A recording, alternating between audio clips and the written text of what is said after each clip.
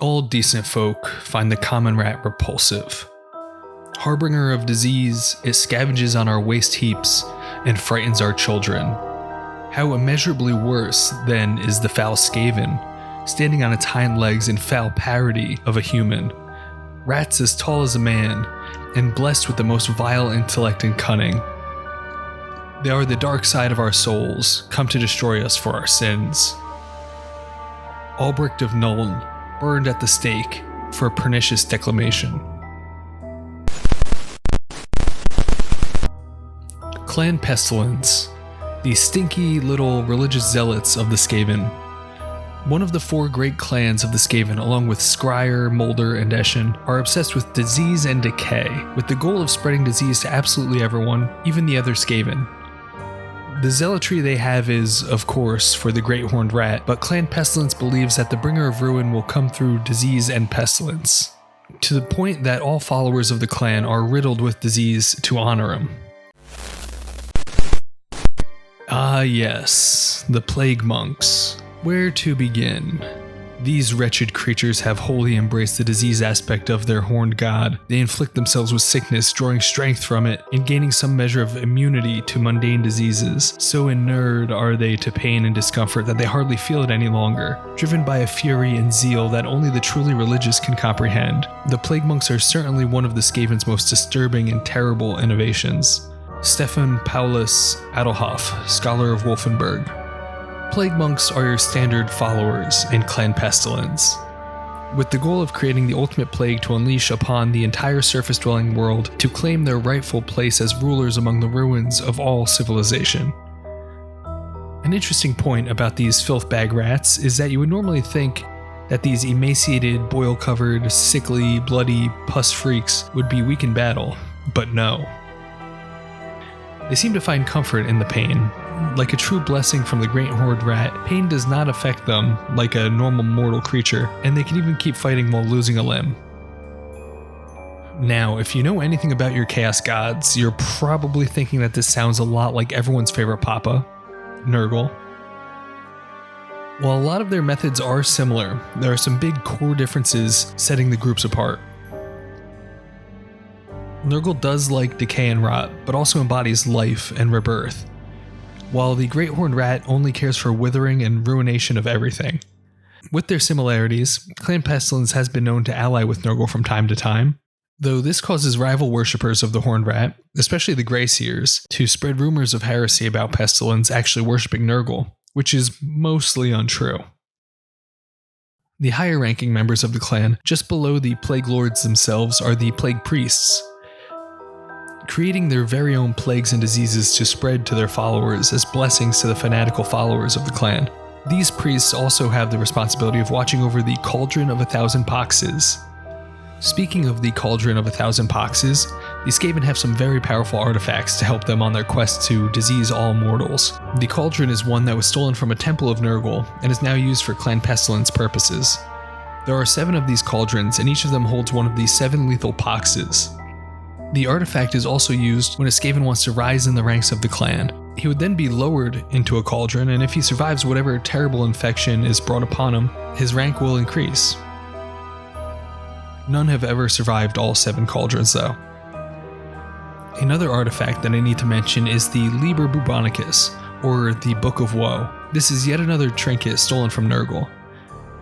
The book contains all of the clan's magic, the lore of plagues, and also all of the secrets and details of every disease and plague that has ever affected the mortal realm. Currently, the Plague Lord Skrolk is the keeper of the original, but other Skaven can use the book indirectly through warp scrolls to cast disease upon their victims. Now back to Plague Priests. The model that I'm painting here is the Plague Furnace.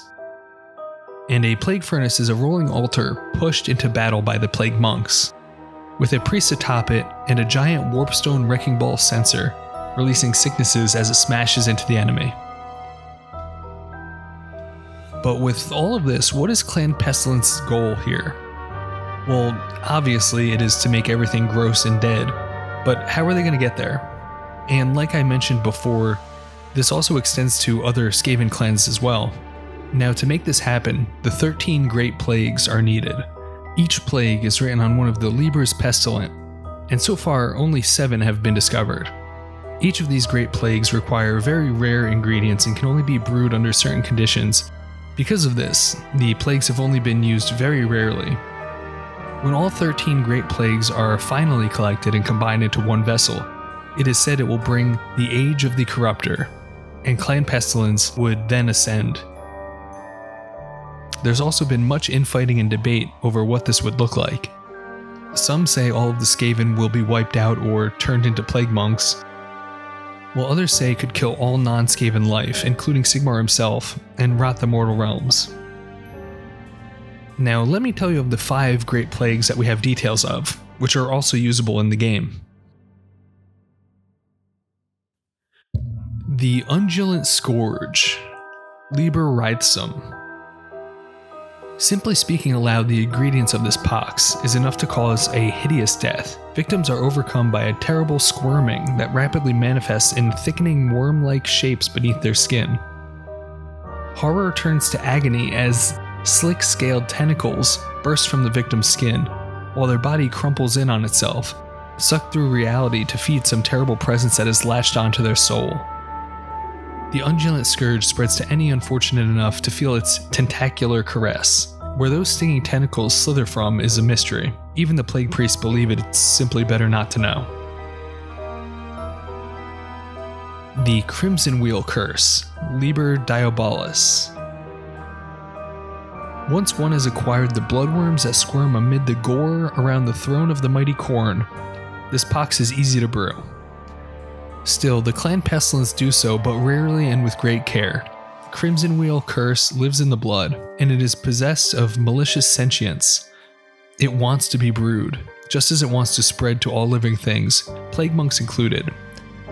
Those infected find blood welling from their eyes, ears, mouths, and pores in ever greater volumes. Soon, a trickle becomes a gush, which becomes a jetting spray that infects all that it touches. More than one clan pestilence burrow had been left a corpse-strewn mausoleum awash with a cooling gore after incautious priests let the curse loose on their own ranks. The Red Maw Plague, Liber Ravenous. With ingredients including the crystallized woes of the world and stagnant waters from the Garden of Nurgle, this is a challenging brew to create. Spread through ingestion or by bite, the Red Maw Plague drives its victims into an insane cannibalistic rage. They rip and tear with hands and teeth, devouring friend and foe alike with frantic fervor. This is a hunger that can never be sated, the victim's gut churning with ever more potent acids which eat through the unfortunate's flesh, dissolving it into meat slop within hours of infection. Bubonic Blight Plague, Liber Bubonicusa.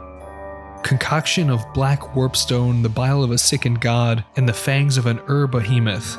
This pox can only be brewed with the horned rat's favor. It causes a monstrous swelling and blackening of the victim's flesh and organs, while demonic plague fleas burst from the ravaged corpses to spread the sickness to all living things.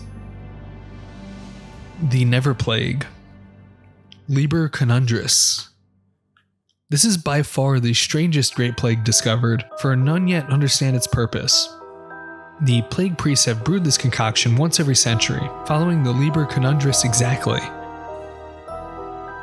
At the precise moment that the brewing is complete, a single spectral peal rings out as though a mighty bell has tolled somewhere into the ether. No further effects have been observed, but this only makes the inquisitive Skaven more desperate than ever to discover the meaning of this eerie mystery. Then there is also the lore of the Grey Shriveling, Liber Abominus, which we don't have details on, and also the Final Rotting, Liber Consumptious, which we also don't have details on. 6 more appalling sorcerous maladies remain lost among the myriad landscapes of the mortal realms, and the servants of the Great Corruptor will never stop searching until the last secrets of the Liber Pestilent are clutched in their scabrous claws.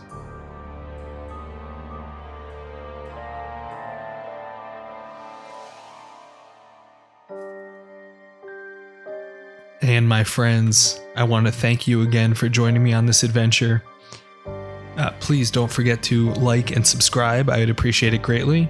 And join me to hang out on Twitch while I paint these models. That's all for this week, and I will see you in the next one.